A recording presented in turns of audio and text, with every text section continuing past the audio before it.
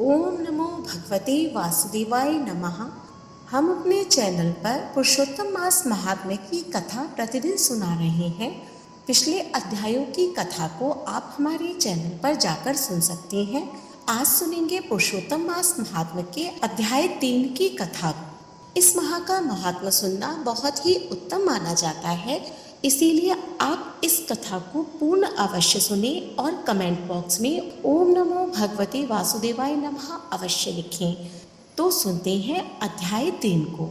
ऋषिगण बोले, हे महाभाग, नर के मित्र नारायण नारद के प्रति जो शुभ वचन बोले वह आप विस्तार पूर्वक हमसे कहें। सूत जी बोले, हे द्विजसत्तमो, नारायण ने नारद के प्रति जो सुंदर वचन कहे वह जैसे मैंने सुने हैं वैसा ही कहता हूँ, आप लोग सुने। नारायण बोले, हे नारद, पहले महात्मा श्री कृष्णचंद्र ने राजा युधिष्ठिर से जो कहा था वह मैं कहता हूँ, सुनो। एक समय धार्मिक राजा अजातशत्रु युधिष्ठिर छलप्रिय धृतराष्ट्र के दुष्ट पुत्रों द्वारा द्विजक्रीड़ा में हार गए। सबके देखते देखते अग्नि से उत्पन्न हुई धर्मपरायणा द्रौपदी के बालों को पकड़कर दुष्ट दुशासन ने खींचा और खींचने के बाद उसके वस्त्र उतारने लगा। तब भगवान कृष्ण ने उसकी रक्षा की। पीछे पांडव राज को त्याग काम्यक वन को चले गए।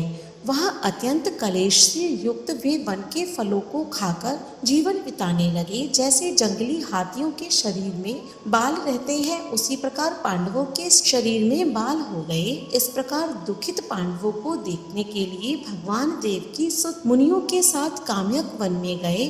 उन भगवान को देखकर मृत शरीर में पुनः प्राण आ जाने की तरह युधिष्ठिर, भीमसेन, अर्जुन आदि प्रेम विह्वल होकर सहसा उठ खड़े हुए और प्रीति से श्री कृष्ण के गले मिले और भगवान कृष्ण के चरण कमलों में भक्ति से नमस्कार करने लगे।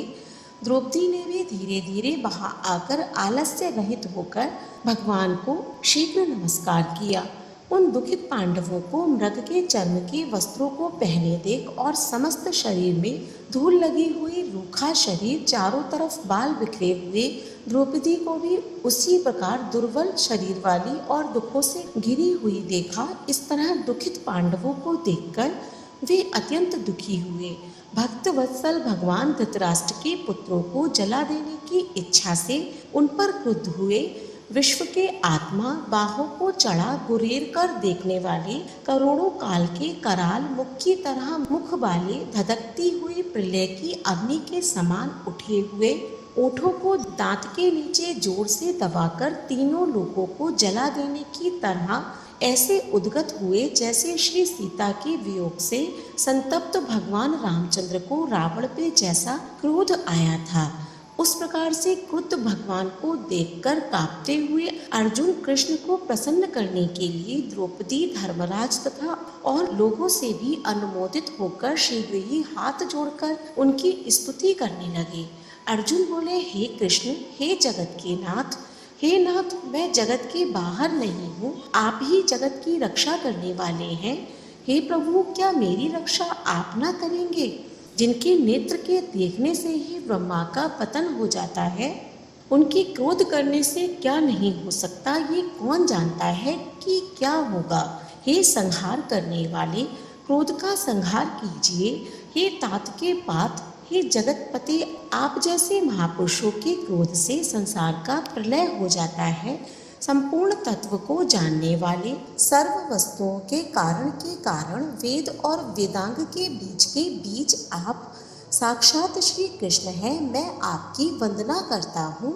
आप ईश्वर हैं। इस चराचरात्मक संसार को आपने उत्पन्न किया है।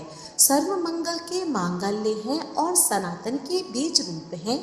इसीलिए एक के अपराध से अपने बनाए समस्त विश्व का आप नाश कैसे करेंगे? कौन भला ऐसा होगा जो मच्छरों को जलाने के लिए अपने घर को जला देता हो? श्री नारायण बोले, दूसरों की वीरता का मर्दन करने वाले अर्जुन ने भगवान से इस प्रकार निवेदन कर प्रणाम किया। सूत जी बोले, श्री कृष्ण जी ने अपने क्रोध को शांत किया और स्वयं भी चंद्रमा की तरह शांत हो गए। इस प्रकार भगवान को शांत देखकर पांडव हुए।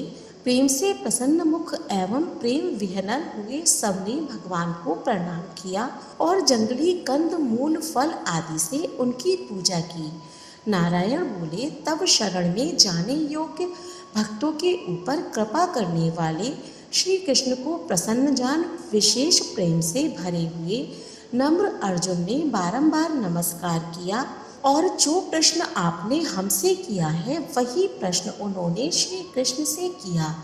इस प्रकार अर्जुन का प्रश्न सुनकर श्री कृष्ण क्षण मात्र मन से सोचकर अपने सुहृद वर्ग पांडवों को और व्रत को धारण की हुई द्रौपदी को आश्वासन देते हुए वक्ताओं में श्रेष्ठ श्री कृष्ण पांडवों से हितकर वचन बोले, हे राजन, हे महाभाग, हे बीभत्सो, अब मेरा वचन सुनो।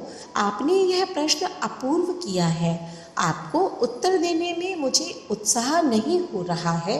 इस प्रश्न का उत्तर गुप्त से भी गुप्त है, ऋषियों को भी नहीं विदित है।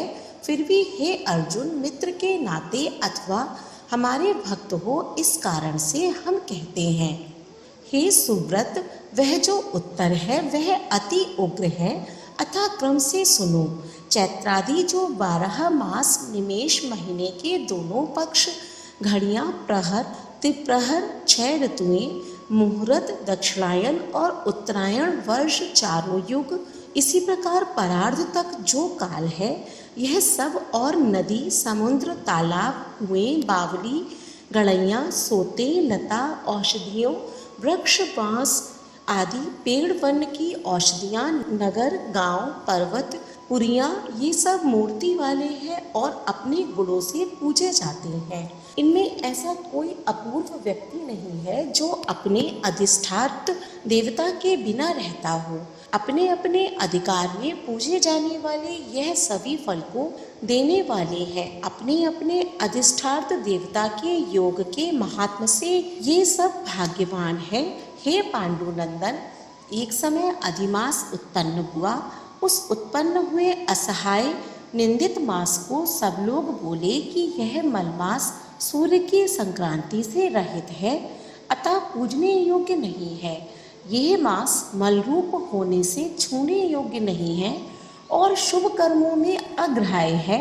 इस प्रकार के वचनों को लोगों के मुख से सुनकर यह मास निर्द्योग, प्रभारहित, दुख से घिरा हुआ, अति खिन्न मन, चिंता से ही ग्रस्त मन होकर व्यथित हृदय से मरणासन्न की तरह हो गया। फिर वह धैर्य धारण कर मेरी शरण में आया। हे नर, वैकुंठ भवन में जहाँ मैं रहता हूँ वहाँ पहुँचा और मेरे घर में आकर मुझ परम पुरुषोत्तम को इसने देखा। उस समय अमूल्य रत्नों से जड़ित सुवर्ण के सिंहासन पर बैठे मुझको देखकर यह भूमि पर साष्टांग दंडवत कर हाथ जोड़कर नेत्रों से बराबर आंसुओं की धारा बहाता हुआ धैर्य धारण कर गदगद वाणी से बोला। सूत जी बोले, इस प्रकार महामुनि बद्रीनाथ कथा कहकर चुप हो गए। तब नारायण के मुख से कथा सुन भक्तों के ऊपर दया करने वाले नारद मुनि पुनः बोले। नारद बोले, इस प्रकार अपनी पूर्ण कला से विराजमान भगवान विष्णु के निर्मल भवन में जाकर भक्ति द्वारा मिलने वाले जगत के पापों को दूर करने वाले योगिनियों को भी शीघ्र न मिलने वाले जगत को अभय दान देने वाले ब्रह्मरूप मुकुंद जहाँ पर थे उनके चरण कमलों की शरण में आया हुआ अधिमास क्या बोला। इति श्री बृहन्नारदी पुराणे पुरुषोत्तम मास महात्म्ये तृतीयो अध्याय हरिशरणम। बोलिए वासुदेव भगवान की जय। अगले अध्याय का श्रवण करने के लिए हमारे चैनल को सब्सक्राइब करें। धन्यवाद।